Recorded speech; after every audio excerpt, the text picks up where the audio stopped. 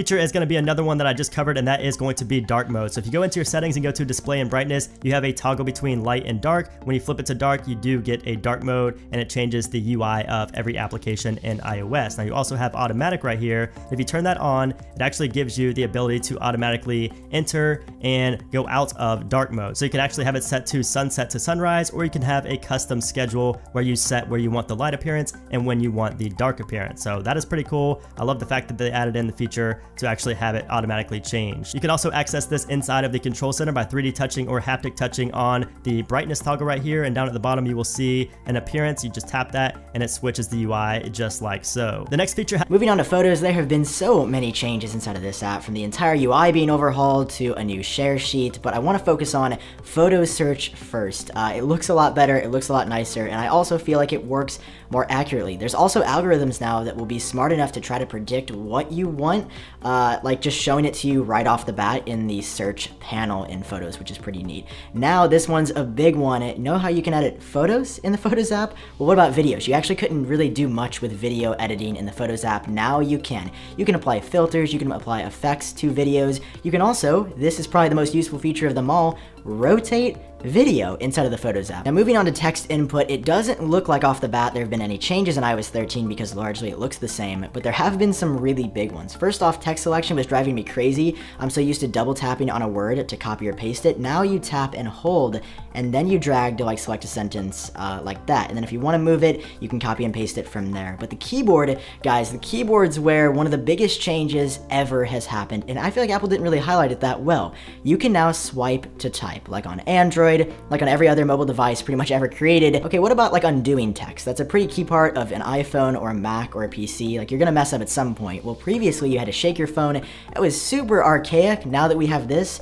in iOS 13, you just double tap twice on the screen with 3 fingers to undo your most recent action. Yeah, it's that easy now to undo. And also, while we're on the topic of the keyboard, there are now separate dedicated emoji and globe buttons. So if you use multiple keyboards, you speak multiple languages, and you switch between them frequently, it will no longer be annoying if you want to use emojis and like also switch keyboards frequently. So that's really, really cool to see here on the iPhone.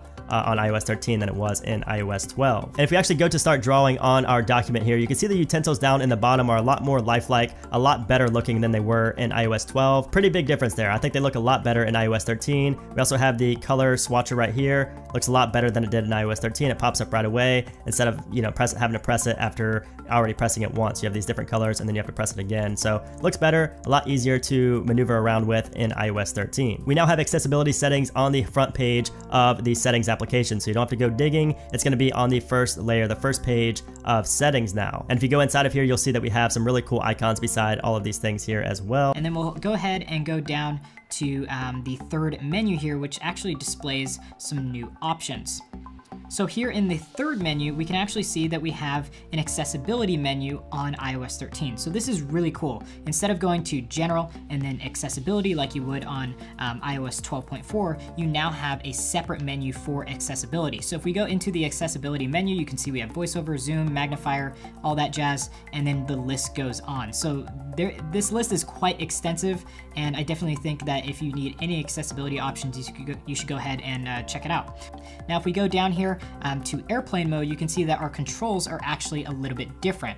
Here on the right hand side, our controls are just slightly different from what we were seeing in iOS 12 there. We have a darker UI for the switch there, so that looks really cool.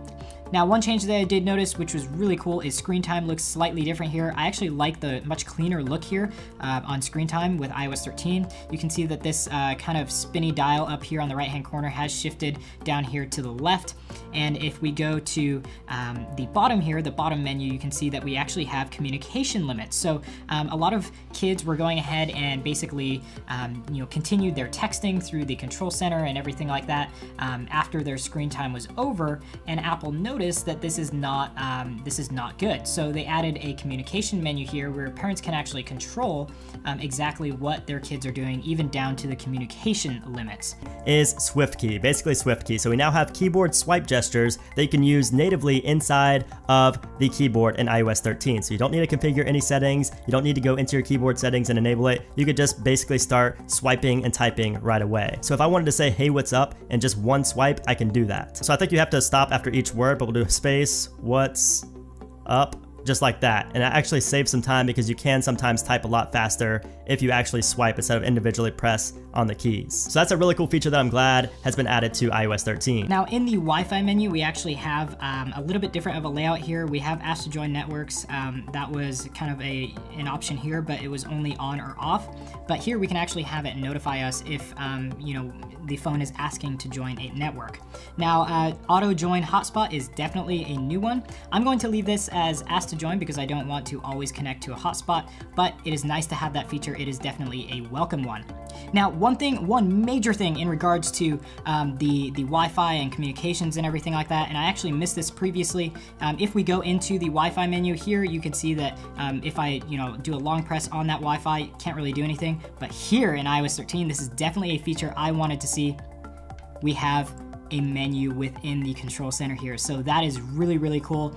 So the first thing is going to be the new volume HUD. As you can see there on the left-hand side, I want to talk about this first because I did just make a dedicated video to the volume HUD, but you'll notice that the first time you press the volume button, you will get a fat little indicator there, but if you press it twice, it turns into a skinny little bar there on the left-hand side of the screen. Now, when you flip your phone into landscape mode, it's the same deal, except for this time, it's at the top of the screen, which actually looks really good, and it really reminds me of like Instagram's volume indicator, so I really like the way that the volume HUD looks when in landscape mode. And for those wondering how the volume HUD will look inside of YouTube, this is how it's gonna look. It will cover up a little bit of the video, and if you're watching it in landscape mode, it will also cover up a little bit of the video, and it also shows up with YouTube's built-in volume indicator. Now, I don't know if that's a bug or not. It probably is a bug, and it's not gonna show up there, but you can see that is how it looks currently in beta 1. The next new feature. Now, going into the settings app, we have a lot of changes here. So as you can see, on the left is iOS 12.4, of course, and on the right, we have iOS 13.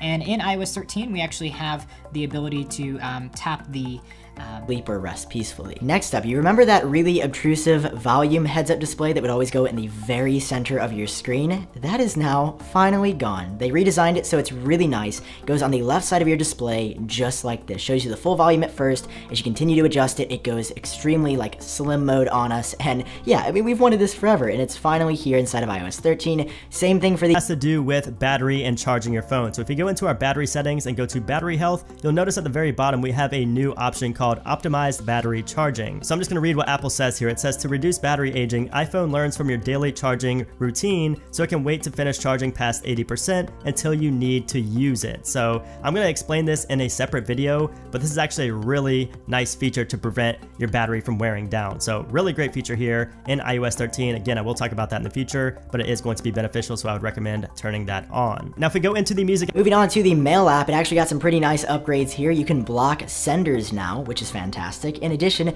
to muting specific threads. So if there's certain threads that are always popping off during the day or night, you can sort of put that on do not disturb. In iOS 13 is a really awesome animation when you flip the mute switch. So let me just show you. I'm in mute right now. When I turn it off of mute, take a look at that at the top. And speaking of photos, we can actually go to the Photos tab and zoom all the way out, and then zoom all the way into a certain time and date that we want, and actually zoom all the way in and see like different types of views. So we can get like grid views, we can get this rectangle view where we can go up and down and see all of our videos. We also have the little options down here now. You can see it says years, months, days, and all photos. So this is pretty cool if you wanted to just see all of your photos and videos and get to them pretty quickly. And a mute switch now. Again, it used to take up our entire display. Why did it do that? No one will ever know. It now slides down, at least on the iPhone 10, from the very top with this amazing animation. Now, if we go down here to the battery menu, you can see that we have a slightly different icon for the battery menu in iOS 13. Unfortunately, though, nothing really has changed with this menu. We don't have any more options to see any more data. It's really just all the same, but we do have that same UI look change that we saw in screen time. So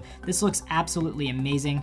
I absolutely love it. It looks great. So let me know your opinion on this new look and how you like it. Again, didn't think these would be coming out with like the current hardware version, but you can now instantly reply to text using AirPods because Siri will now instantly read you text, and without even having to like interact with anything else, if you want to reply, just say, hey, tell Kat this or tell John this. Like you can say whatever and Siri will just send that text to them seamlessly. Camera, it doesn't appear that this feature is out just yet, but there's a new high key mono portrait lighting mode, and then this next one is totally the future of photography, being able to change lighting of a portrait mode effect in post. So you can adjust the intensity of lighting as if you were almost moving a light physically closer to someone, which is totally crazy. I wish I could go hands-on, but it doesn't seem to be in beta 1 on my iPhone yet.